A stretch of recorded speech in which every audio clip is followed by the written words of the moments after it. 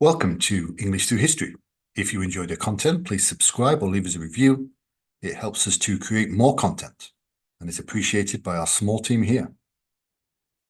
Since the time of recorded history, we can see the cyclical rise of and fall of empires. The Romans, the Persians, the Aztecs, the list goes on. It's an old and worn tale by this point. What is notable, though, is the rise and the decline of every empire, each one teaching us a little bit more about the unique circumstances of that particular time in history. However, there is one empire that stands out from the others.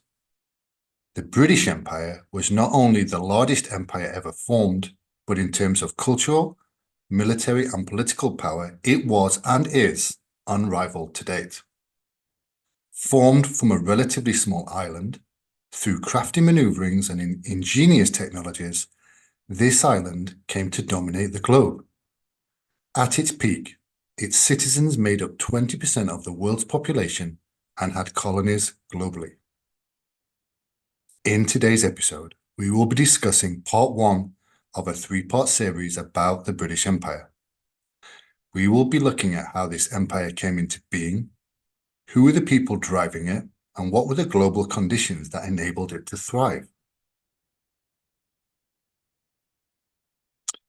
Before we start, let's look at a quick snapshot of Britain prior to becoming an empire. First of all, the British Isles were not united as yet. The Act of Union that would create the British Isles is still far off. England is coming to the end of the age of the Tudor dynasty. Wars with European neighbours have sharpened the English military, Spain and France especially. England still did not have a standing army, that would come later, but the Royal Navy was formed a few years earlier. Discontent would soon follow with the end of the Tudor era, and briefly England would become a republic. However, importantly for our purposes, England had the means to explore and the need to claim new lands away from the ever-shifting European alliances. But how do we know when the empire began? How do historians measure it? For the British Empire, historians generally pinpoint the beginnings of the British Empire to the late 16th century, specifically with the establishment of the first permanent English colonies in North America. Here are some key events that are often cited as the starting points of the British Empire. In 1583, the first English colony in North America, the colony of Newfoundland, was established by Sir Humphrey Gilbert. Although it ultimately failed, it laid the groundwork for future English colonization efforts. In 1607, the founding of Jamestown, the first successful English settlement in North America, marked the beginning of sustained English colonization in the region. In 1600, the formation of the British East India Company, which was granted a royal charter by Queen Elizabeth I, signaled the beginning of the British involvement in India and the East Indies. In 1606, the establishment of the Virginia Company, which later founded the Jamestown colony, marked the beginning of English colonization in what would become the United States. These events laid the groundwork for British expansion and global trade. The British Empire can attribute a lot of its success to its trade routes and vibrant economy. Having access to various commodities through colonies gave the British Empire a huge advantage over other European rivals. What made the British Empire unique in many ways was the culmination of various factors existing at the same time and the people who led the British Empire making decisions that benefited the nation. For example, being an island was greatly beneficial to the British Empire for several reasons. One, they had access to the Atlantic Ocean to send traders and explorers, and with a priority on naval power, the ability to protect the islands and the colonies. In fact, the British Empire had the greatest naval power for several centuries, and this played a significant position in attaining and defending newly acquired lands. Other factors was the facilitation of language and laws. Britain not only sought land and trade, but to also spread their language and the laws to these new colonies. The British emphasized education and the spread of the English language. This facilitated communication, administration, and the spread of British values and culture. Even today, English is the lingua franca, the language of trade, thanks to the British Empire. The British Empire also implemented legal and political systems that, while often oppressive, provided stability and facilitated the spread of British influence and culture. Britain also developed efficient administrative structures for its colonies, including systems for governance, trade, and law. This helped to maintain control and facilitate exploitation of resources. The British Empire was flexible in its approach to governance and trade. It could adapt to local conditions and integrate diverse cultures, which sometimes facilitated cooperation or exploitation, depending on the circumstances. At the start of the British Empire, there were several notable figures who played significant roles in its establishment and its expansion. The first is Queen Elizabeth I. She ruled from 1533 to 1603. While not at the very start, Elizabeth I's reign marked a significant period of exploration and colonization. During her reign, England began establishing colonies in the Americas, including Roanoke and Jamestown. The second is Sir Francis Drake, from 1540 to 1596.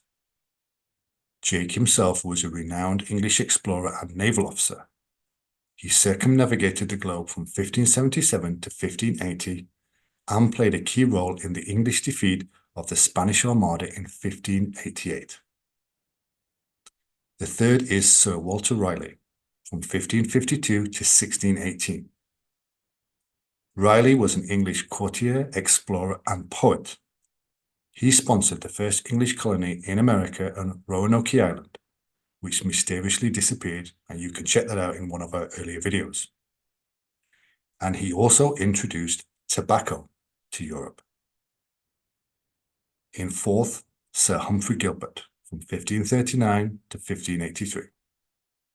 Gilbert was an English explorer and a member of Parliament. He claimed Newfoundland for England and attempted to establish a colony there. The fifth person, Sir James Lancaster, 1554 to 1618. Lancaster was a prominent English navigator and explorer. He led the first East India Company voyage in 1601, initiating England's involvement in the spice trade in the East Indies.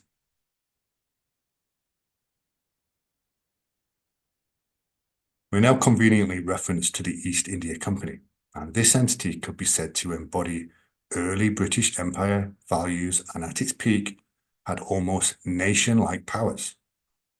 The East India Company was chartered by Queen Elizabeth I on December 31, 1600, with the intention of establishing trade routes to the East Indies, which is modern-day South and Southeast Asia. It was formed by a group of London merchants seeking to capitalize on the lucrative spice trade dominated by the Portuguese and the Dutch merchants at the time.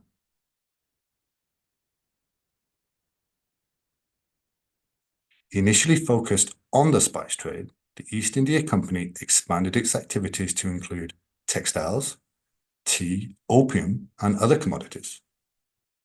The company established trading posts and factories, which are basically fortified warehouses, in key locations, including Bombay, which is modern-day Mumbai, Calcutta, which is modern-day Kolkata, and Madras, which is modern-day Chennai in India, as well as the present-day Bangladesh, Sri Lanka, and Malaysia. Through a combination of trade, diplomacy, and military force, the company gradually gained control over vast territories in India known as presidencies, which formed the basis of British rule on the Indian subcontinent. The East India Company played a major role in Britain's economic development during the 17th and the 18th centuries. Its trade with Asia brought immense wealth to Britain helping to finance industrialization and infrastructure projects. The company introduced tea, cotton textiles, and other goods from India and China to the European market, significantly influencing Western consumption patterns. It also facilitated the exchange of ideas, technologies, and cultural practices between East and West. This concludes our episode today on the beginnings of the British Empire. We leave our fledgling empire with new territories, a new fearsome entity known as the East India Company, and a slow domination of trade goods to these colonies and the British as themselves, all protected by the greatest navy on the waters. Next week, our next episode will continue the story of this remarkable global power.